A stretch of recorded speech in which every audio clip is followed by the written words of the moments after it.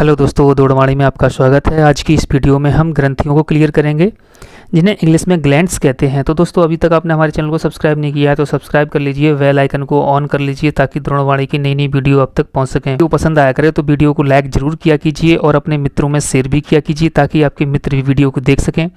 Student, अगर कोई doubt आता है तो कमेंट बॉक्स में पूछ सकते हैं। तो आइए दोस्तों, ग्लैंड्स को स्टार्ट करते हैं। ग्रंथियाँ, स्टूडेंट्स इन्हें इंग्लिश में ग्लैंड्स कहते हैं। तो ग्रंथि क्या होते हैं, हम इसको अच्छे से समझते हैं। वे अंग जो किसी द्रव पदार्थ को निकालते हैं। जी हाँ दोस्तों, वे सभी अंग जो द्रव पदार्थ को निकालते हैं उन्हें हम ग्रंथियाँ कहते हैं। यह द्रव पदार्थ 3 प्रकार का होता है। Number 1 enzyme, number 2 hormone, number 3 juice. तो स्टूडेंट, जो एंजाइम होता है वो एक प्रकार का प्रोटीन होता है। ये क्वेश्चन पूछा गया था कि एंजाइम क्या होते हैं, तो स्टूडेंट एंजाइम प्रोटीन होते हैं। हार्मोन क्या होते हैं, तो हार्मोन भी प्रोटीन होते हैं। ये एक प्रकार का लिक्विड पदार्थ होता है। ये अम्लीय हो सकता है या क्षारीय भी हो सकता है। द्रव पदार्थ निकलने के आधार पर इन्हें 3 भागों में बांटते हैं। दोस्तों, क्या होता है कि जो ग्रंथियाँ होती हैं, इन ग्रंथियों को द्रव पदार्थ के निकलने के आधार पर 3 भागों में बांटते हैं। नंबर 1 वह स्त्रावी ग्रंथि, नंबर 2 अंतःस्त्रावी ग्रंथि, नंबर 3 मिश्रण ग्रंथि। तो स्टूडेंट, जो बहिस्त्रावी ग्रंथि होती है इसे इंग्लिश में एक्सोक्राइन ग्लैंड कहते हैं। जो अंतःस्त्रावी ग्रंथि होती है इसे इंग्लिश में एंडोक्राइन ग्लैंड्स कहते हैं। जो मिश्रण ग्रंथि होती है इसे मिक्स्ड ग्लैंड कहते हैं। तो स्टूडेंट, बहिस्त्रावी ग्रंथि किसे कहते हैं? तो जो स्टूडेंट एंजाइम का सिक्रेशन करती है, जो ग्रंथि एंजाइम को निकालती है और जूस को निकालती है, उसे हम बहिस्त्रावी ग्रंथि में रखते हैं। और कौन सी ग्रंथि हार्मोन को निकालती है अर्थात हार्मोन का सिक्रेशन करती है, उसे अंतःस्त्रावी ग्रंथि कहते हैं। और स्टूडेंट, जो एंजाइम और हार्मोन दोनों को निकालती है उसे हम मिश्रण ग्रंथि कहते हैं अर्थात मिक्स ग्लैंड कहते हैं। स्टूडेंट, मिक्स ग्लैंड एक ही होती है, तो इसके बारे में हम बाद में पढ़ेंगे अच्छे से। तो जैसा कि स्टूडेंट हम आपको बताए हैं, वही स्त्रावी ग्रंथि एंजाइम और जूस का निर्माण करती है। तो स्टूडेंट, जो एंजाइम और जूस होता है ये किसके कार्य में सहायक होता है? तो स्टूडेंट, ये पाचन के कार्य में सहायक होता है अर्थात पाचन की क्रिया करवाता है। और स्टूडेंट, जो हार्मोन होता है अर्थात अंतःस्त्रावी ग्रंथि होती हैं जो हार्मोन का निर्माण करती हैं, हार्मोन का सिक्रेशन करती हैं। तो हार्मोन का कार्य क्या होता है? उस हार्मोन का कार्य होता है शरीर की वृद्धि करना। स्टूडेंट, ये क्वेश्चन पूछे जाते हैं, एंजाइम का क्या कार्य होता है? एंजाइम का कार्य होता है पाचन करवाना। हार्मोन का क्या कार्य होता है? हार्मोन का कार्य होता है शरीर की वृद्धि करना। स्टूडेंट, जो मिक्स ग्लैंड होती है, मिक्स ग्लैंड एक ही है, उसका नाम है पैंक्रियाज। तो स्टूडेंट, जो पैंक्रियाज होती है ये पाचन के कार्य में भी सहायक होती है और शरीर की वृद्धि में भी सहायक होती है। तो स्टूडेंट, कुछ मुख्य ग्लैंड्स होते हैं उनको हम अच्छे से पढ़ेंगे। जैसे बहिस्त्रावी ग्रंथि होती है, इसमें मुख्य कितनी ग्रंथियाँ आती हैं? इसमें मुख्य 6 ग्रंथियाँ आती हैं। और अंतःस्त्रावी ग्रंथि होती हैं, इनमें मुख्य कितनी ग्रंथियाँ आती हैं? इनमें मुख्य 8 ग्रंथियाँ आती हैं। मिश्रण ग्रंथि होती है, इस मिश्रण ग्रंथि में 1 ग्रंथि आती है। तो जैसा कि स्टूडेंट, बहिस्त्रावी ग्रंथि विद डक्ट लिखा हुआ है, इसका मतलब क्या होता है? और अंतःस्त्रावी ग्रंथि में डक्ट लेस लिखा हुआ है, इसका क्या मतलब होता है? तो स्टूडेंट, इसको अच्छे से समझते हैं। जो बहिस्त्रावी ग्रंथि होती है अर्थात बहिस्त्रावी जो अंग होता है, स्टूडेंट ये एंजाइम का निर्माण करते हैं, एंजाइम का सिक्रेशन करते हैं। तो इन ग्रंथियों में नलिका लगी होती है। जो एंजाइम निकलता है वो नलिकाओं के माध्यम से हमारे दूसरे अंगों तक पहुंचता है और एंजाइम क्या करता है? पाचन के कार्य को करवाता है।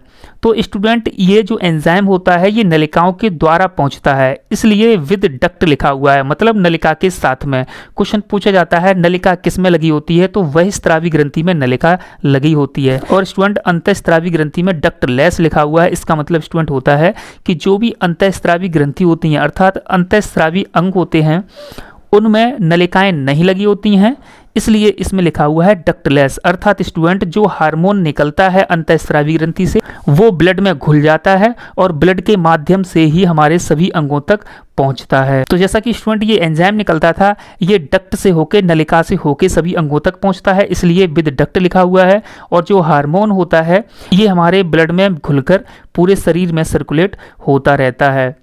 आई होप स्टूडेंट आप अच्छे से समझ गए होंगे। अगर कोई डाउट आता है तो आप कमेंट बॉक्स में पूछ सकते हैं। तो जैसा कि स्टूडेंट, जो ग्रंथियां होती हैं ये 3 प्रकार में बटी हुई हैं, बहिस्रावी ग्रंथि, अंतःस्रावी ग्रंथि, मिश्रण ग्रंथि। इन तीनों ग्रंथियों में सबसे पहले हम बहिस्रावी ग्रंथि को पढ़ेंगे। तो जैसा कि स्टूडेंट, बहिस्रावी ग्रंथि किसका सिक्रेशन करती हैं? एंजाइम और जूस का सिक्रेशन करती हैं, और एंजाइम और जूस को हम पाचन तंत्र में अच्छे से पढ़ लिए थे। तो स्टूडेंट यहाँ पर हम ज़्यादा डिटेल से बहिस्रावी ग्रंथि को नहीं समझे। तो स्टूडेंट, बहिस्रावी ग्रंथियों को समझने के लिए जिसने पाचन तंत्र का वीडियो नहीं देखा है वो पाचन तंत्र का वीडियो भी देख ले, तो बहुत अच्छे से समझ में आ जाएंगी। और बहिस्रावी ग्रंथि को हम यहाँ पर शॉर्ट में समझते हैं। तो स्टूडेंट, बहिस्रावी ग्रंथि, जैसा कि हम आपको बताए थे, बहिस्रावी ग्रंथि इंपॉर्टेंट 6 होती हैं। ये किसका सिक्रेशन करती हैं? ये एंजाइम और जूस का सिक्रेशन करती हैं। तो सबसे पहले बहिस्रावी ग्रंथि में हम नंबर 1 ग्रंथि को समझेंगे, जिसको लैक्राइमल ग्रंथि कहते हैं। जी हाँ दोस्तों, लैक्राइमल ग्रंथि, इसको हिंदी में अश्रु ग्रंथि कहते हैं। अच्छा स्टूडेंट, ये अश्रु ग्रंथि है तो आप अच्छे से समझ गए होंगे। ये ग्रंथि कहाँ पाई जाती होगी? तो ये ग्रंथि पाई जाती है आँख में। आँख में होती है, और ये इसका कार्य क्या होता है? इसका कार्य होता है आँख में आंसू बनाना। स्टूडेंट, क्वेश्चन पूछा जाता है लैक्राइमल ग्रंथि है वो कैसी ग्रंथि है, और स्टूडेंट जो लैक्राइमल ग्रंथि होती है वो कहाँ पाई जाती है और उसका कार्य क्या होता है? तो स्टूडेंट, लैक्राइमल ग्रंथि बहिस्रावी होती है, आँख में पाई जाती है, और इसका कार्य होता है आंसू बनाना। तो स्टूडेंट, इससे इतना ही याद रखना है। नंबर 2 होती है स्वेट ग्रंथि, जिसको इंग्लिश में स्वेट ग्लैंड भी कहते हैं। इसको स्टूडेंट अच्छे से समझ लेना, स्वेट ग्लैंड, इसको हिंदी में स्वेद ग्रंथि कहते हैं। तो स्टूडेंट, ये कहाँ पाई जाती है? ये त्वचा में होती है, और इसका कार्य क्या होता है? इसका कार्य होता है पसीना बनाना। जी हाँ दोस्तों, जो पसीना बनाता है, पसीना निकलता है, उसको कौन बनाता है? उसको स्वेट ग्लैंड बनाता है, अर्थात स्वेद ग्रंथि बनाती है, और इसका कार्य होता है। और ये कहाँ होती है? तो स्टूडेंट, ये होती है त्वचा में। स्टूडेंट, नंबर 3 बहिस्रावी ग्रंथि को समझते हैं यकृत, जिसको लीवर कहते हैं। जी हाँ दोस्तों, जो यकृत होता है, यकृत एक अंग होता है, वो स्टूडेंट ग्लैंड भी होता है। क्यों होता है? क्योंकि वो किसी लिक्विड का सीक्रेशन करता है। तो स्टूडेंट, इसको अच्छे से समझते हैं। ये उदर गुहा में होता है। स्टूडेंट, जैसा कि यकृत के बारे में हम पाचन तंत्र में पढ़ लिए थे, यहाँ भी पढ़ते हैं। ये उदर गुहा में होता है। उदर गुहा क्या होता है स्टूडेंट? पेट का वह खाली भाग, उसको उदर गुहा कहते हैं। तो ये उदर गुहा में होता है। ये पित्त रस को छोड़ता है। क्वेश्चन पूछा जाता है स्टूडेंट, यकृत किसको छोड़ता है? तो पित्त रस को छोड़ता है। और पित्त रस कहाँ एकत्रित होता है, कहाँ संग्रहित होता है? तो पित्त रस पित्ताशय में संग्रहित होता है। लीवर के नीचे एक छोटी सी थैली लगी रहती है, जिसको पित्ताशय कहते हैं। और जो लीवर होता है वो पित्तरस को छोड़ता रहता है, और पित्तरस पित्ताशय में संग्रहित होता है। और जैसे कि हम खाना खाते हैं स्टूडेंट, उसी समय पित्तरस निकल के हमारी आंतों में चला जाता है, और वहां पर जाके पाचन करता है, और छोटी आंत में आकर वसा को वसीय अम्ल में तोड़ता है। जी हाँ दोस्तों, ये कहाँ आता है? तो स्टूडेंट, जो पित्त होता है वो छोटी आंत में आकर वसा को वसीय अम्ल में तोड़ता है। यह सबसे बड़ी ग्रंथि होती है, और सबसे बड़ा आंतरिक अंग भी। जी हाँ दोस्तों, यहाँ से बहुत कन्फ्यूजन होता है, इसको हम बहुत अच्छे से समझते हैं। अगर स्टूडेंट क्वेश्चन पूछा जाए कि सबसे बड़ी ग्रंथि कौन सी होती है, तो सबसे बड़ी ग्रंथि होती है लीवर, जिसको यकृत कहते हैं।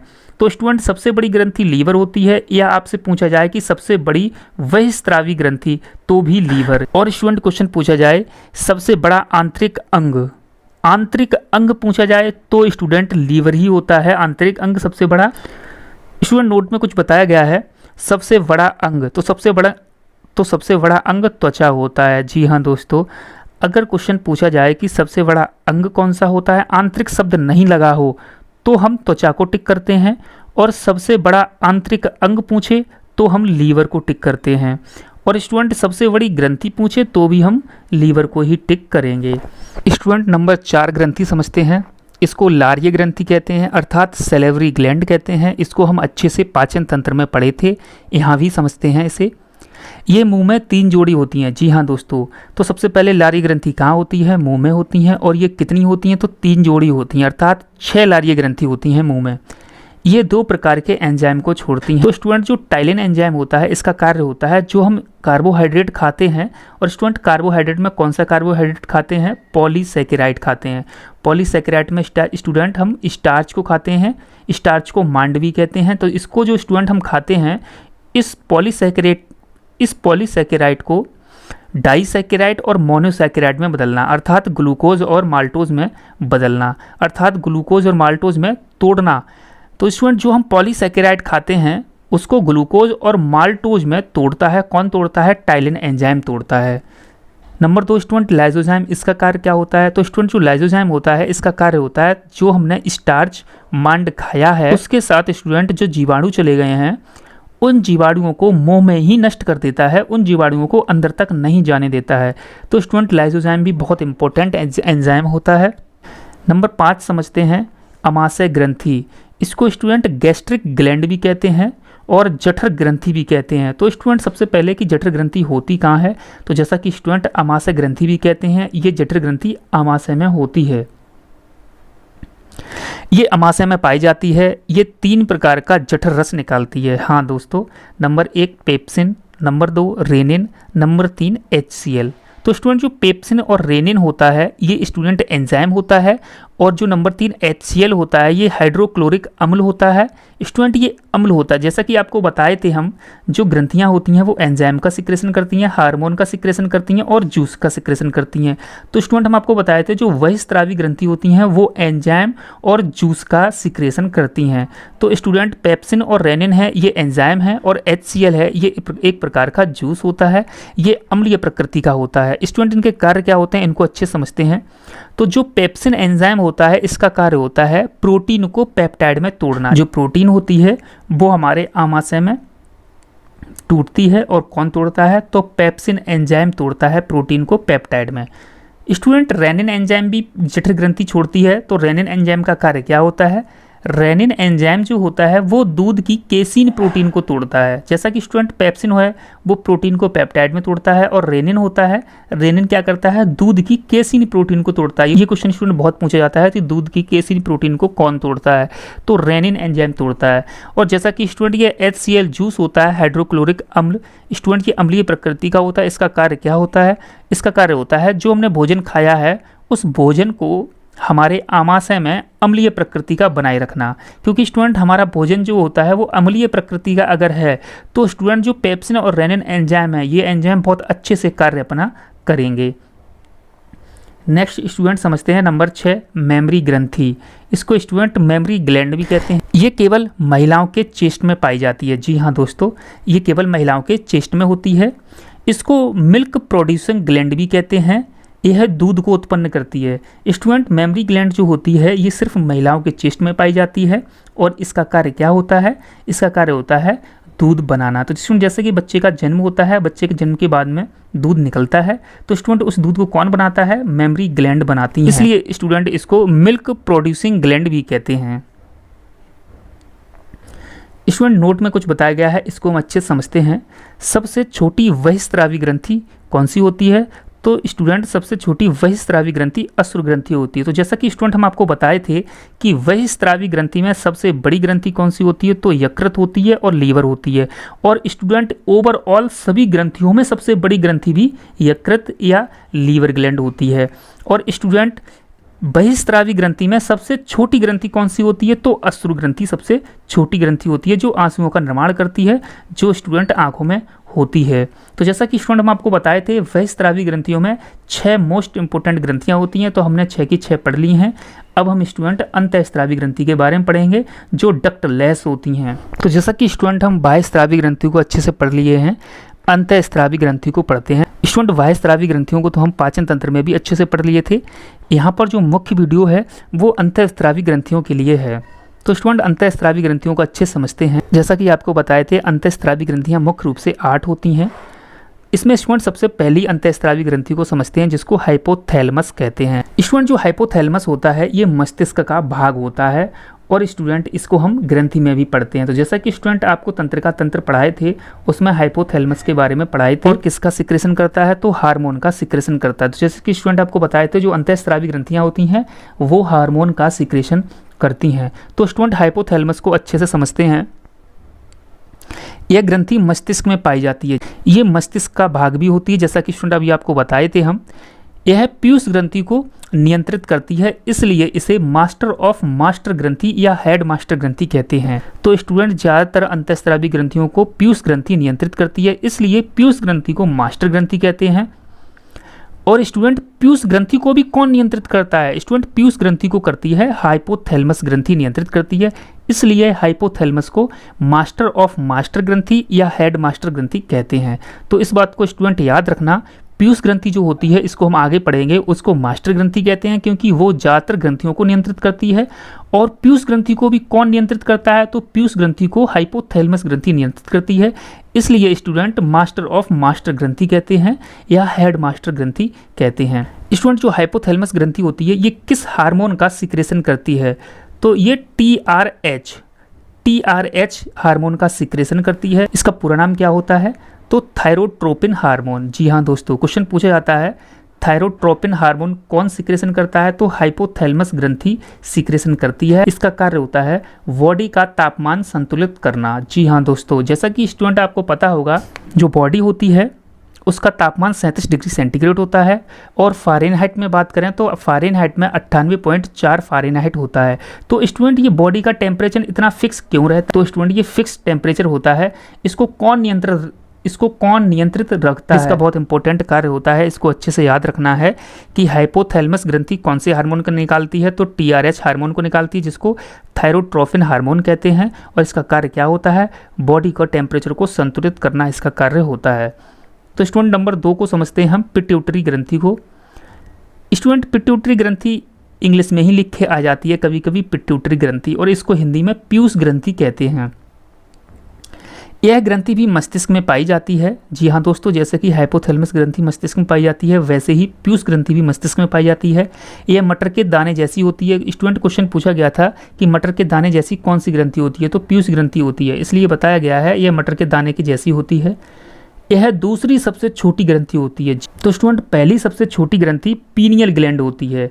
इसको स्टूडेंट हम आगे पढ़ेंगे। पीनियल ग्रंथि जो होती है वो अंतःस्रावी ग्रंथि की सबसे छोटी ग्रंथि होती है, और स्टूडेंट ओवरऑल भी सबसे छोटी ग्रंथि होती है। अर्थात स्टूडेंट बहिस्रावी ग्रंथि, अंतःस्रावी ग्रंथि और मिक्स ग्रंथि, इन सभी ग्रंथियों में पीनियल ग्लैंड होती है। पीनियल ग्रंथि होती है वो सबसे छोटी होती है, और दूसरी सबसे छोटी पीयूष ग्रंथि होती है, अर्थात पिट्यूटरी ग्रंथि होती है। जैसा कि स्टूडेंट आपको बताए थे हम, बहिस्रावी ग्रंथि की सबसे छोटी ग्रंथि कौन सी होती है, तो बहिस्रावी ग्रंथि की सबसे छोटी ग्रंथि होती है अश्रु ग्रंथि, और अंतःस्रावी ग्रंथि की सबसे छोटी ग्रंथि होती है पीनियल ग्रंथि, और दूसरी सबसे छोटी होती है पिट्यूटरी ग्रंथि, और यही दोनों ओवरऑल भी सबसे छोटी ग्रंथि होती हैं। यह सबसे ज़्यादा हार्मोन निकालती है। जी हाँ दोस्तों, ये क्वेश्चन पूछा जाता है कि सबसे ज़्यादा हार्मोन कौन सी ग्रंथि निकालती है, तो पिट्यूटरी अर्थात पीयूष ग्रंथि सबसे ज़्यादा हार्मोन निकालती है। और कितने निकालती है, तो 11 हार्मोन निकालती है। स्टूडेंट इसको अच्छे से याद रखना है, ये सबसे ज़्यादा हार्मोन 11 हार्मोन निकालती है। इसे मास्टर ग्रंथि कहते हैं। तो जैसा कि स्टूडेंट आपको हम बताए थे, इसे मास्टर ग्रंथि क्यों कहते हैं, पैराथायराइड और हाइपोथैलेमस ग्रंथि को छोड़ के बाकी सभी ग्रंथियों को पीयूष ग्रंथि क्या करती है, तो नियंत्रित करती है, इसलिए इसे मास्टर ग्रंथि कहते हैं। और इस मास्टर ग्रंथि को भी कौन नियंत्रित करता है, जैसा कि आपको बताए थे, हाइपोथैलेमस इस मास्टर ग्रंथि अर्थात पीयूष ग्रंथि को नियंत्रित करती है, इसलिए हाइपोथैलेमस को हम मास्टर ऑफ मास्टर ग्रंथि बताए थे। तो स्टूडेंट ये 11 हार्मोन निकालती है। इसमें से हम 4-5 हार्मोन को पढ़ेंगे जो बहुत इंपॉर्टेंट है, जो एग्जाम में पूछे जाते हैं। बाकी सभी हार्मोन को हम नहीं पढ़ेंगे। तो सबसे पहला हार्मोन है नंबर 1 STH, जिसको स्टूडेंट सोमेटोट्रोपिक हार्मोन कहते हैं या सोमेटोसिन हार्मोन कहते हैं। STH स्टूडेंट इसकी शॉर्ट फॉर्म STH है। स्टूडेंट एग्जाम में भी STH ही लिखकर आ जाता है। और इसका कार्य क्या होता है, इसका कार्य होता है वृद्धि करना। जी हाँ दोस्तों, इसीलिए इसे वृद्धि हार्मोन भी कहते हैं। क्यों कहते हैं वृद्धि हार्मोन, क्योंकि ये वृद्धि के लिए जिम्मेदार होता है, अर्थात लंबाई के लिए जिम्मेदार होता है। अगर ये हार्मोन ज़्यादा निकल जाए, उसकी लंबाई बहुत हो जाती है, और जिसमें ये हार्मोन कम निकलता है वो व्यक्ति स्टूडेंट बौने रह जाते हैं। तो स्टूडेंट इसे वृद्धि हार्मोन कहते हैं। स्टूडेंट क्वेश्चन पूछा जाता है वृद्धि हार्मोन इनमें से कौन सा होता है, 4 ऑप्शन दिए रहते हैं, तो STH को हम टिक करते हैं क्योंकि STH ही वृद्धि हार्मोन कहलाता है। स्टूडेंट नंबर 2 हार्मोन को समझते हैं, ACTH। स्टूडेंट ACTH को हम और क्या कहते हैं, एड्रेनोकॉर्टिकोट्रोपिक हार्मोन कहते हैं। इसका कार्य क्या होता है, इसका कार्य होता है किशोरावस्था को नियंत्रित करना। तो जैसा कि स्टूडेंट आपने देखा होगा, लड़के 13-14 साल की उम्र में, लड़कियां 10-11 साल की उम्र में इनके जो जननांग होते हैं वो विकसित होने लगते हैं। तो स्टूडेंट ये विकसित क्यों होने लगते हैं, क्योंकि इसी उम्र में आके ACTH हार्मोन निकलने लगता है, और ACTH हार्मोन किशोरावस्था को क्या करता है, नियंत्रित करता है। Number 3 student TSH hormone. तो जो TSH हार्मोन होता है इसको क्या कहते हैं, इसको कहते हैं थायराइड स्टिमुलेटिंग हार्मोन। अर्थात स्टूडेंट जो थायराइड ग्रंथि होती है उसको स्टिमुलेटिंग करता है, अर्थात थायराइड ग्रंथि को उत्तेजित करता है। कौन सा हार्मोन, TSH हार्मोन। इसका कार्य क्या है, जैसा कि अभी आपको बताए थे, थायराइड ग्रंथि को हार्मोन स्त्रावित करने के लिए प्रेरित करना इसका कार्य होता है। नंबर 4 हार्मोन को समझते हैं, ऑक्सीटोसिन हार्मोन। स्टूडेंट इसको ऑक्सीटोसिन हार्मोन ही कहते हैं। इसका कार्य क्या होता है? बच्चे के जन्म के समय रिलीज होता है ताकि प्रसव पीड़ा कम हो। जी हाँ दोस्तों, जैसा कि स्टूडेंट जो लेडीज होती हैं बच्चे को जन्म दे रही होती हैं उस समय प्रसव पीड़ा होती है और उस प्रसव पीड़ा को ऑक्सीटोसिन हार्मोन कम करता है। इसीलिए स्टूडेंट बच्चे को जन्म देते समय ऑक्सीटोसिन हार्मोन रिलीज होता है।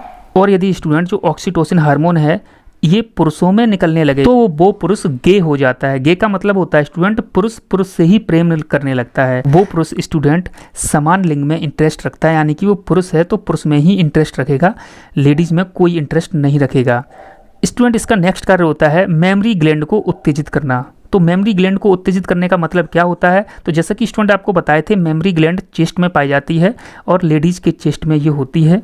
तो जैसा कि स्टूडेंट ऑक्सीटोसिन हार्मोन होता है यही मेमोरी ग्लैंड को भी उत्तेजित करता है। मेमोरी ग्लैंड को उत्तेजित क्यों करता है? ताकि मेमोरी ग्लैंड दूध का निर्माण कर सके। स्टूडेंट नोट में कुछ बताया गया है, इसको हम अच्छे समझते हैं। गाय भैंस को ऑक्सीटोसिन हार्मोन दिया जाता है ताकि दूध बढ़ाया जा सके। जी हाँ दोस्तों, जैसे कि आपने देखा होगा गाय और भैंस होती हैं उनको दूध बढ़ाने के लिए एक इंजेक्शन लगाया जाता है। उस इंजेक्शन में क्या दिया जाता है? तो उस इंजेक्शन में ऑक्सीटोसिन हार्मोन नाम का इंजेक्शन दिया जाता है ताकि वो गाय या भैंस दूध ज़्यादा दे सकें। स्टूडेंट क्वेश्चन पूछा जाता है गाय भैंस का दूध ज़्यादा निकालने कौन सा इंजेक्शन दिया जाता है? तो ऑक्सीटोसिन हार्मोन का इंजेक्शन दिया जाता है। स्टूडेंट पीयूष ग्रंथि का हम 5वां हार्मोन समझते हैं। 5वां हार्मोन छोड़ती है GTH। GTH का मतलब क्या होता है? GTH का मतलब होता है गोनाडोट्रोपिक हार्मोन। ये गोनाडोट्रोपिक हार्मोन का कार्य क्या होता है? यह जनन अंगों के कार्यों को नियंत्रित करता है। जी हाँ दोस्तों, जो जनन अंग होते हैं उन जनन अंगों के कार्यों को नियंत्रित करता है कौन सा हार्मोन? GTH हार्मोन, जिसको गोनाडोट्रोपिक हार्मोन भी कहते हैं। तो स्टूडेंट हमने 2 ग्रंथियाँ क्लियर कर ली हैं, हम तीसरी ग्रंथि पढ़ रहे हैं जिसको पीनियल ग्लैंड कहते हैं। इसको स्टूडेंट हिंदी में पीनियल काय ग्रंथि कहते हैं। स्टूडेंट यही ग्रंथि सबसे छोटी ग्रंथि होती है और पीयूष ग्रंथि दूसरी सबसे छोटी ग्रंथि होती है। तो स्टूडेंट इसके बारे में अच्छे से पढ़ते हैं। सबसे छोटी अंतःस्रावी ग्रंथि होती है। जी हाँ दोस्तों, अंतःस्रावी में बात करें तो यही सबसे छोटी होती है और ओवरऑल में बात करें तो ओवरऑल में भी पीनियल काय ग्रंथि सबसे छोटी होती है। और दूसरी सबसे छोटी ग्रंथि स्टूडेंट कौन सी होती है? तो दूसरी सबसे छोटी ग्रंथि पिट्यूटरी ग्रंथि होती है। इसे जैविक घड़ी या तीसरा नेत्र कहते हैं। स्टूडेंट ये मस्तिष्क में पाई जाती है और ये सोने का और जगाने का कार्य करती है, इसलिए इसे जैविक घड़ी कहते हैं, इसलिए इसे तीसरा नेत्र भी कहते हैं। तो स्टूडेंट ये कौन सा हार्मोन छोड़ती है? ये हार्मोन को छोड़ती है मेलेटोनिन हार्मोन को रिलीज करती है। स्टूडेंट इस हार्मोन को नाइट हार्मोन भी कहते हैं। स्टूडेंट क्वेश्चन पूछा जाता है इनमें से कौन सा नाइट हार्मोन होता है? तो मेलेटोनिन नाइट हार्मोन होता है। मेलेटोनिन हार्मोन का कार्य क्या होता है? तो स्टूडेंट इसका कार्य होता है नींद लाना। तो स्टूडेंट ये जो हार्मोन होता है ये नाइट में निकलता है और नाइट में जब निकलता है जब हमें नींद आती है। तो जो स्टूडेंट ये मेलेटोनिन हार्मोन निकलने लगता है उसके बाद ही स्टूडेंट सभी लोगों को नींद आती है, इसलिए स्टूडेंट इसे नाइट हार्मोन भी कहते हैं और नींद वाला हार्मोन भी कहते हैं। तो स्टूडेंट पीनियल ग्रंथि के बाद नंबर 4 समझते हैं थायराइड ग्रंथि। इसको हिंदी में अवटु ग्रंथि कहते हैं, लेकिन स्टूडेंट एग्जाम में थायराइड ग्रंथि इंग्लिश में ही लिख के दे देते हैं। इस बात को अच्छे से ध्यान रखना है, इसको ही अवटु ग्रंथि कहते हैं। यह ग्रंथि गले में होती है। जी हाँ दोस्तों, बाकी तीनों हम ग्रंथियाँ जो पढ़े थे वो मस्तिष्क में होती हैं। थायराइड ग्रंथि होती है वो गले के आगे वाले भाग में होती है। इसकी आकृति H आकार की होती है। स्टूडेंट क्वेश्चन पूछा जाता है इनमें से कौन सी ग्रंथि H आकार की होती है? थायराइड ग्रंथि H आकार की। जैसा कि स्टूडेंट तितली बनी होती है, तितली का जो आकार होता है वो H आकार का ही होता है। तो जैसा कि स्टूडेंट इसका आकार H आकार का होता है इसलिए इसको तितली आकार भी बोलते हैं। यह सबसे बड़ी अंतःस्रावी ग्रंथि होती है। जी हाँ दोस्तों, जैसा कि आपको हम बताए थे वह स्रावी में सबसे बड़ी की बात करें तो लीवर और ओवरऑल सबसे बड़ी की बात करें तो भी लीवर। स्टूडेंट अंतःस्रावी की सबसे बड़ी बात करें तो अंतःस्रावी में थायराइड ग्रंथि सबसे बड़ी ग्रंथि होती है। तो स्टूडेंट ये थायराइड ग्रंथि होती है ये कौन कौन से हार्मोन को रिलीज करती है? तो सबसे पहले हार्मोन को समझते हैं। Number 1 thyroxine hormone. तो स्टूडेंट जो थायराइड ग्रंथि होती है ये थायरोक्सिन हार्मोन को लगभग 98%। तो इसका कार्य क्या होता है? इसका कार्य होता है आयोडीन की मात्रा को निकालना और पाचन की क्रिया को नियंत्रित करना। अगर स्टूडेंट थायराइड ग्रंथि सही से कार्य ना करे और थायरोक्सिन हार्मोन को नहीं निकाले तो थायरोक्सिन हार्मोन नहीं निकलेगा और थायरोक्सिन हार्मोन नहीं निकलेगा तो आयोडीन की मात्रा कम हो जाएगी। अगर स्टूडेंट आयोडीन की मात्रा कम हो जाएगी तो इसकी कमी से कौन सा रोग होता है? बहुत पूछा जाता है। इसकी कमी से घेंगा रोग हो जाता है जिसे ग्वाइटर रोग कहते हैं। तो जैसा कि स्टूडेंट आपको बताए थे थायरोक्सिन हार्मोन जो है उसको 98% छोड़ती है और कैल्सीटोनिन हार्मोन है, इसको लगभग 2% छोड़ती है थायराइड ग्रंथि। तो इसका कार्य क्या होता है कैल्सीटोनिन का? इसका कार्य होता है रक्त में कैल्शियम की मात्रा बढ़ जाती है। जी हाँ दोस्तों, कभी कभी क्या होता है कि रक्त में कैल्शियम की मात्रा बढ़ जाती है, तो उस कैल्शियम को हड्डी के पास ले जाना इसका कार्य होता है। तो जैसा कि स्टूडेंट रक्त में कैल्शियम की मात्रा बढ़ जाएगी तो उस रक्त में से कैल्शियम की मात्रा को लेके हड्डी के पास ले जाएगी और हड्डी क्या करेगी, उस कैल्शियम को अपने में एब्जॉर्ब कर लेगी। तो स्टूडेंट ये कैल्सीटोनिन का कार्य होता है। 5 ग्रंथि को समझते हैं। पैराथायराइड ग्रंथि, इसको हिंदी में पराअवटु ग्रंथि कहते हैं। तो जैसा कि स्टूडेंट थायराइड ग्रंथि को अवटु ग्रंथि कह रहे थे, वैसे ही पैराथायराइड ग्रंथि को पराअवटु ग्रंथि कहते हैं। स्टूडेंट ये भी गले में होती है और गले के पिछले वाले भाग में होती है। स्टूडेंट थायराइड ग्रंथि गले के अगले वाले भाग में होती है और पैराथायराइड ग्रंथि गले के पीछे वाले भाग में होती है। तो स्टूडेंट इसको अच्छे समझते हैं। यह गले के पीछे हिस्से में होती है। इसे पीयूष ग्रंथि नियंत्रित नहीं करती है। तो जैसा कि स्टूडेंट हम आपको बताए थे, पीयूष ग्रंथि सभी ग्रंथियों को नियंत्रित करती है, सिर्फ 2 ग्रंथियों को छोड़ के। कौन कौन सी 2 ग्रंथियों को छोड़ के? नंबर 1 हाइपोथैलेमस ग्रंथि को छोड़ के और नंबर 2 पैराथायराइड ग्रंथि को छोड़ के। या स्टूडेंट इन दोनों ग्रंथियों को छोड़ के बाकी सभी ग्रंथियों को पीयूष ग्रंथि नियंत्रित करती है। तो स्टूडेंट ये किस हार्मोन को छोड़ती है, इसको समझते हैं। ये पैराथायरॉक्सिन हार्मोन को छोड़, जैसा कि स्टूडेंट थायराइड ग्रंथि थी वो थायरॉक्सिन हार्मोन को छोड़ रही थी, ये पैराथायराइड ग्रंथि है तो पैराथायराइड ग्रंथि पैराथायरॉक्सिन हार्मोन को छोड़ती है। और इसका कार्य क्या होता है? इसके कार्य होता है हड्डी के पास कैल्शियम ज़्यादा हो जाता है तब ये कैल्शियम को रक्त के पास ले जाती है। जी हाँ दोस्तों, तो जैसा कि आपको बताए थे थायराइड ग्रंथि में जो कैल्सीटोनिन हार्मोन होता है, ये कैल्सीटोनिन का क्या कार्य होता है? इसका कार्य होता है रक्त में अगर कैल्शियम ज़्यादा हो जाए तो हड्डी के पास ले जाना। पैराथायराइड जो ग्रंथि होती है ये जो पैराथायरॉक्सिन हार्मोन को छोड़ती है, इसका कार्य क्या होता है? इसका कार्य होता है अगर हड्डी के पास कैल्शियम ज़्यादा हो जाए तो स्टूडेंट ही हड्डी के पास से कैल्शियम को लेके रक्त में घोल देती है, अर्थात रक्त के पास पहुँचा देती है। नेक्स्ट स्टूडेंट नंबर 6 समझते हैं थाइमस ग्रंथि। इसको स्टूडेंट इंग्लिश में भी थाइमस ग्लैंड कहते हैं। यह सीने में होती है। उम्र के अनुसार इस ग्रंथि का आकार कम होता जाता है। जी हाँ दोस्तों, ये क्वेश्चन पूछा जाता है कि एज के अनुसार कौन सी ग्रंथि का आकार कम होता जाता है, तो थाइमस ग्रंथि का एज के अनुसार आकार जो होता है वो कम होता चला जाता है। थाइमस ग्रंथि होती है ये किस हार्मोन को रिलीज करती है? तो स्टूडेंट ये थाइमोसिन हार्मोन को रिलीज करती है। और स्टूडेंट इसका कार्य क्या होता है? तो इसका कार्य होता है रक्त की V व T प्रकार की लिम्फोसाइट का विकास करना और प्रोटीन बनाना। जी हाँ दोस्तों, इसके 2 कार्य होते हैं। तो जैसा कि स्टूडेंट हम रक्त में बताए थे, रक्त में 3 प्रकार के सेल्स पाए जाते हैं, RBC, WBC और ब्लड प्लेटलेट्स। उनमें से स्टूडेंट जो WBC होती हैं, WBC 5 प्रकार की होती हैं। उन 5 प्रकार में स्टूडेंट एक लिम्फोसाइट भी हम आपको बताए थे, और लिम्फोसाइट में स्टूडेंट B व T प्रकार की जो लिम्फोसाइट होती हैं उसका स्टूडेंट विकास करती है। और स्टूडेंट जो थाइमोसिन हार्मोन होता है वो क्या करता है? प्रोटीन को बनाता है। नेक्स्ट स्टूडेंट नंबर 7 समझते हैं एड्रिनल ग्लैंड। जी हाँ दोस्तों, इसको एड्रिनल ग्रंथि कहते हैं और स्टूडेंट इसको अधिवृक्क ग्रंथि भी कहते हैं। अधिवृक्क ग्रंथि क्यों कहते हैं? क्योंकि स्टूडेंट ये वृक्क के जस्ट ऊपर पाई जाती है, अर्थात स्टूडेंट किडनी के जस्ट ऊपर पाई जाती है। तो स्टूडेंट आपको हम उत्सर्जन तंत्र जो पढ़ाए थे, उस उत्सर्जन तंत्र में जो किडनी पढ़ाए थे उसमें स्टूडेंट हमने अधिवृक्क ग्रंथि के बारे में बताए थे, एड्रिनल ग्रंथि के बारे में हम आपको बताए थे। यह ग्रंथि किडनी या वृक्क के ऊपर होती है। जी हाँ दोस्तों, किडनी को हिंदी में वृक्क कहते हैं। इसे आपातकालीन ग्रंथि भी कहते हैं और इसको क्या कहते हैं? इसको डू और डाई ग्लैंड कहते हैं। जी हाँ दोस्तों, इसको आपातकालीन ग्रंथि भी कहते हैं, डू और डाई ग्लैंड भी कहते हैं, करो या मरो ग्रंथि भी इसे कहते हैं स्टूडेंट। और इसे क्या कहते हैं? तो इसे 3F या 4S ग्रंथि भी कहते हैं। स्टूडेंट ये क्यों कहते हैं इसके बारे में अभी हम बताएंगे। और इसे क्या कहते हैं? और स्टूडेंट इसे बॉडी गार्ड ग्लैंड कहते हैं। बॉडी गार्ड का मतलब होता है स्टूडेंट सुरक्षा गार्ड। तो सुरक्षा गार्ड ग्रंथि किसे कहते हैं? एड्रिनल ग्रंथि को कहते हैं। स्टूडेंट जो ये ग्रंथि होती है ये 2 भागों में बटी हुई होती है। नंबर 1 कॉर्टेक्स भाग जिसको वल्कुट भाग कहते हैं, और नंबर 2 मेडुला भाग जिसको पिंड भाग कहते हैं। तो स्टूडेंट ये जो 2 भागों में बटी हुई होती है उसमें से एक भाग को कहते हैं कॉर्टेक्स, हिंदी में बल्कुट भाग कहते हैं। दूसरे भाग को मेडुला पार्ट कहते हैं जिसको पिंड भाग कहते हैं। तो स्टूडेंट ये जो ग्रंथि होती है इसके दोनों ही भाग हार्मोन को रिलीज करते हैं, और उनको क्या क्या हार्मोन कहते हैं उनको अच्छे से समझते हैं। तो सबसे पहले कॉर्टेक्स वल्कुट भाग को समझते हैं। जो कॉर्टेक्स भाग होता है बल्कुट भाग होता है, अर्थात एड्रिनल ग्रंथि का जो बाहरी भाग होता है उसको बल्कुट भाग कहते हैं।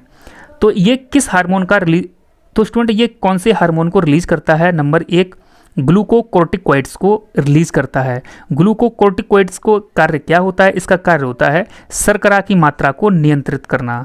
जी हाँ दोस्तों, अर्थात शुगर की मात्रा को नियंत्रित करना। जैसे कि स्टूडेंट हम खाना खाते हैं और वो खाना किस में जाके टूटता है? तो शुगर में जाके टूटता है, अर्थात ग्लूकोज में जाके टूटता है। तो ग्लूकोज की मात्रा को ग्लूकोकोर्टिकॉइड्स नियंत्रित करता है और क्या करता है? तो स्ट्रेस को कम करता है, अर्थात तनाव को कम करता है। तो स्टूडेंट शुगर को कम करता है, इससे एक एस लेते हैं। स्ट्रेस को कम करता है, इससे एक एस लेते हैं। इसी तरीके से स्टूडेंट ये दूसरा हार्मोन को रिलीज करता है जिसको कहते हैं मिनरेलोकोर्टिकॉइड्स। तो स्टूडेंट इसका कार्य क्या होता है? इसका कार्य होता है सॉल्ट अर्थात नमक की मात्रा पर संतुलन रखना। तो सॉल्ट की मात्रा पे कम करना, यहाँ से निकलता है तीसरा एस। स्टूडेंट नंबर 3 हार्मोन को छोड़ता है एंड्रोजन हार्मोन को। तो जो स्टूडेंट एड्रिनल ग्रंथि का कॉर्टेक्स वाला भाग है वो नंबर तीसरे हार्मोन को छोड़ता है, एंड्रोजन हार्मोन को। और इसका कार्य क्या होता है? इसका कार्य होता है सेक्सुअल कैरेक्टर अर्थात स्टूडेंट लैंगिक लक्षण बनाना। इसका कार्य होता है सेक्सुअल कैरेक्टरिस्टिक लाना अर्थात लैंगिक लक्षण बनाना, इसका कार्य होता है। तो स्टूडेंट यहाँ से एक एस लेते हैं। तो स्टूडेंट 4 एस हो गई हैं, एस एस एस एस, इसलिए स्टूडेंट इसे क्या कहते हैं? 4S ग्रंथि भी कहते हैं। स्टूडेंट इसके नंबर 2 मेडुला पार्ट को समझते हैं, जो पिंड भाग होता है।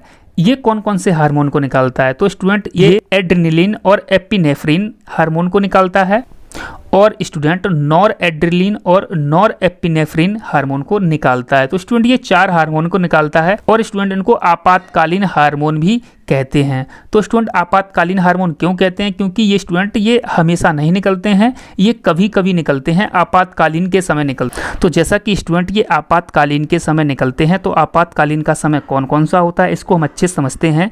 ऐसी कोई परिस्थिति आ जाए जब हमें डर लगने लगे, तो जब हमें डर लगने लगता है ऐसी कोई परिस्थिति आ जाती है, स्टूडेंट एड्रेनलिन और एपिनेफ्रिन नामक हार्मोन निकलने लगते हैं।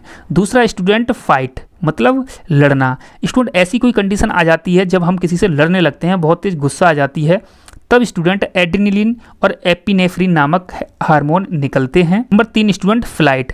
स्टूडेंट ऐसी कोई परिस्थिति आ जाती है हमारे सामने कि हमें भागना पड़ जाए वहाँ से, तो स्टूडेंट भागने वाली स्थिति में एड्रेनलिन एपिनेफ्रिन चारों हार्मोन निकलते हैं, जिससे हमारे अंदर एक ऐसी परिस्थिति उत्पन्न हो जाती है कि वहाँ से हम भाग जाते हैं। इसलिए स्टूडेंट फियर, फाइट, फ्लाइट मतलब डरना, लड़ना, उड़ना, ये 3 F हैं और इन तीनों F को मिलाकर स्टूडेंट 3F हार्मोन कहते हैं अर्थात 3F ग्रंथि कहते हैं।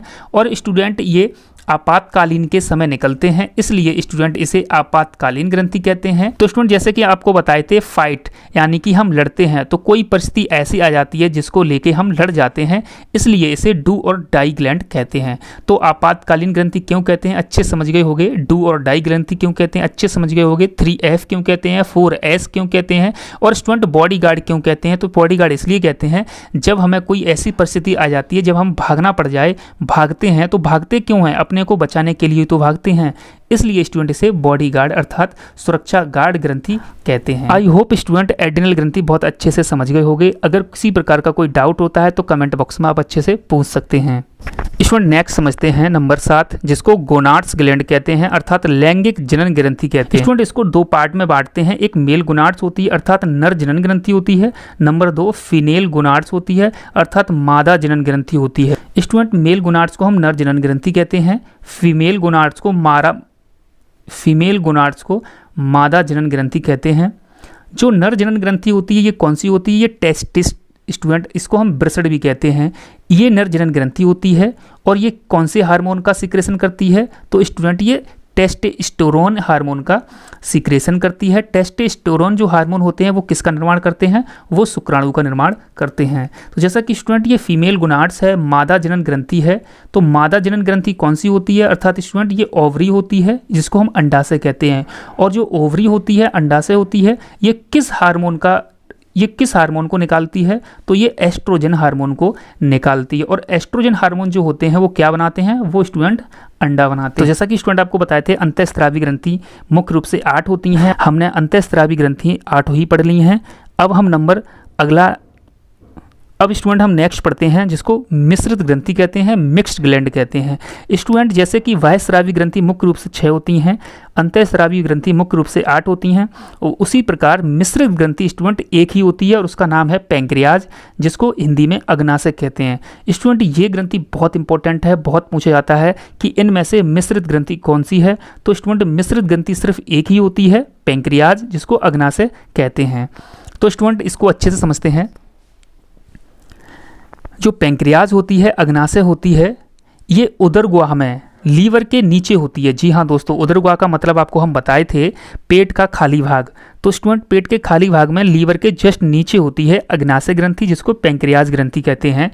इसमें 4 प्रकार की कोशिकाएं होती हैं कि स्टूडेंट हम आपको पाचन तंत्र में भी बताए थे और यहाँ हम डिटेल से अच्छे से पढ़ेंगे। पैंक्रियाज ग्रंथि जो होती है, अर्थात पैंक्रियाज जो अंग होता है, इसमें 4 प्रकार के सेल पाए जाते हैं और 4 प्रकार की कोशिकाओं से मिलकर पैंक्रियाज ग्रंथि जो होती है वो बनी होती है। जो कोशिकाएं होती हैं उनकी खोज किसने की थी? तो स्टूडेंट उनकी खोज लैंगर हैंस ने की थी, इसलिए स्टूडेंट इनको क्या कहते हैं? इन्हें लैंगर हैंस की द्वीपिकाएं भी कहते हैं। स्टूडेंट क्वेश्चन पूछा जाता है लैंगर हैंस की द्वीपिकाएं किसे कहते हैं? तो अग्नाशय की 4 प्रकार की जो कोशिकाएं होती हैं उनको हम लैंगर हैंस की द्वीपिकाएं कहते हैं। क्यों कहते हैं? क्योंकि अग्नाशय 4 प्रकार की कोशिकाओं से मिलकर बना है।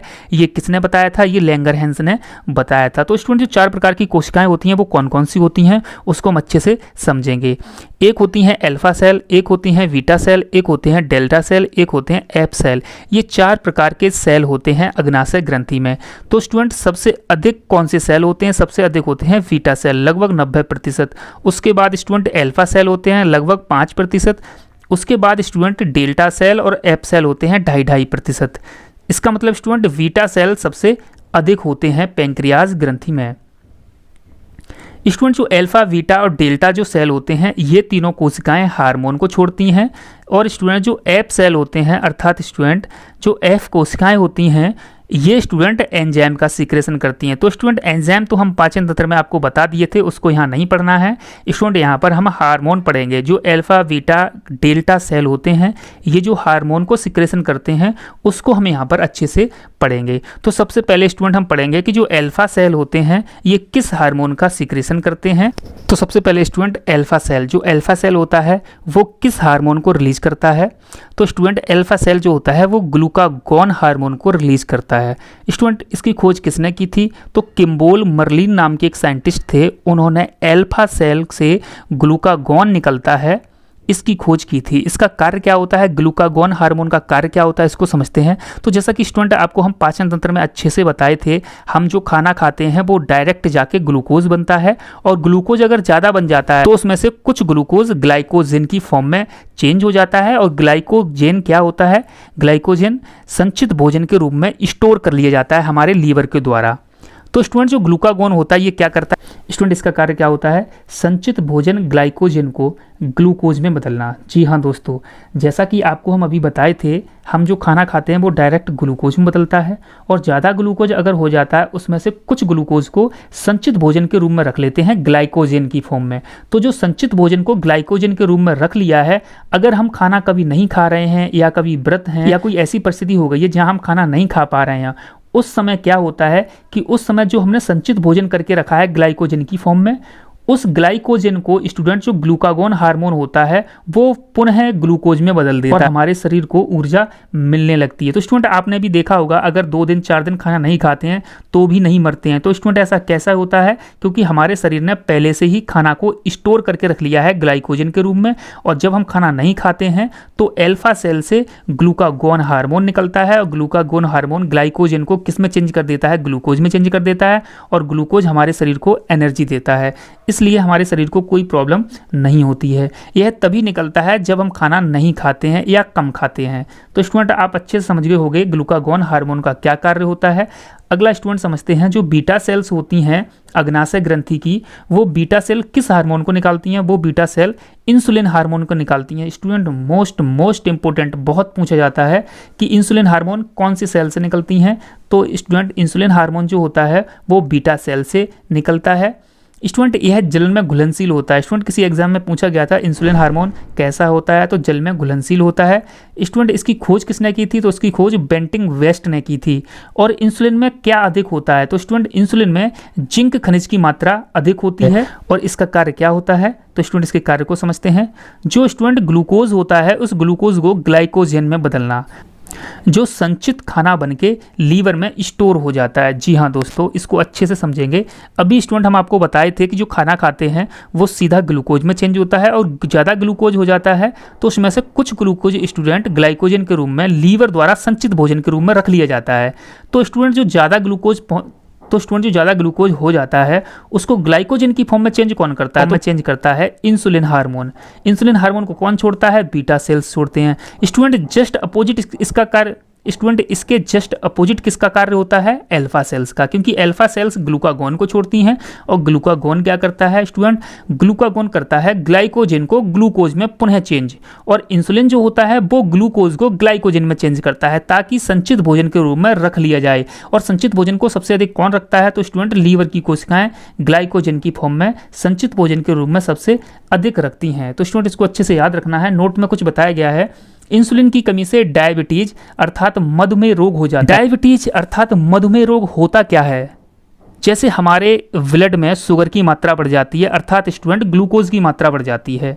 तो स्टूडेंट ग्लूकोज की मात्रा क्यों बढ़ जाएगी, तो जैसे कि हम खाना खाएंगे और खाना वो ग्लूकोज में बदलेगा और ग्लूकोज में बदलेगा तो स्टूडेंट जो इंसुलिन हार्मोन है ये इंसुलिन हार्मोन ग्लूकोज को ग्लाइकोजन में चेंज नहीं कर पाएगा। क्यों, क्योंकि इंसुलिन हार्मोन कम निकल रहा है और कम निकल रहा है तो ग्लूकोज को ग्लाइकोजन में चेंज नहीं कर पाएगा और ग्लूकोज को ग्लाइकोजन में चेंज नहीं कर पाएगा तो ग्लूकोज की मात्रा बढ़ जाएगी और ग्लूकोज की मात्रा बढ़ जाती है उसी को तो डायबिटीज़ कहते हैं स्टूडेंट, उसी को मधुमेह कहते हैं। तो इंसुलिन की कमी से कौन सा रोग होता है, इंसुलिन की कमी से डायबिटीज़ अर्थात मधुमेह रोग हो जाता है। इसको बहुत अच्छे से याद रखना, बहुत पूछा जाता है स्टूडेंट, इंसुलिन से क्वेश्चन बहुत आते हैं। स्टूडेंट नंबर तीसरे प्रकार के बच्चे डेल्टा सेल। इसमें स्टूडेंट जो डेल्टा सेल्स होते हैं ये किस हार्मोन को निकालते हैं, तो स्टूडेंट ये हार्मोन को निकालते हैं सोमेटोस्टेटिन। जी हाँ दोस्तों, सोमेटोस्टेटिन हार्मोन होता है, इस हार्मोन को डेल्टा सेल निकालते हैं। और स्टूडेंट इसका कार्य क्या होता है, इसका कार्य होता है VMR करना। VMR का मतलब होता है वेजल मेटाबॉलिक रेट। जी हाँ दोस्तों, वेजल मेटाबॉलिक रेट को नियंत्रित करना। स्टूडेंट इसका हिंदी मतलब होता है पाचन की दर को नियंत्रित करना। जैसा कि स्टूडेंट सोमेटोस्टेटिन जो हार्मोन होता है ये डेल्टा सेल से नहीं निकले तो हमारी पाचन दर बहुत ज़्यादा बढ़ जाएगी या बहुत ज़्यादा घट जाएगी। हमारी पाचन की दर को नियंत्रित कौन करता है, पाचन की दर को नियंत्रित करता है, पाचन की दर को नियंत्रित करता है सोमेटोस्टेटिन हार्मोन। तो स्टूडेंट नॉर्मल कंडीशन में देखा जाए तो नॉर्मल कंडीशन में पाचन की दर क्या होती है, पाचन की दर नॉर्मल कंडीशन में होती है 500 ग्राम भोजन को 5 घंटे में पचाया जा सकता है। तो स्टूडेंट ये 3 सेल हमने यहाँ पढ़ लिए, बाकी जो एप सेल्स होते हैं वो हमने पाचन तंत्र में पढ़े हैं। आई होप स्टूडेंट ये वीडियो आपको पसंद आई होगी। अगर आपने अभी तक हमारे चैनल को सब्सक्राइब नहीं किया तो सब्सक्राइब कर लीजिए, बेल आइकन को ऑन कर लीजिए ताकि नई नई वीडियो आप तक पहुँचती रहें।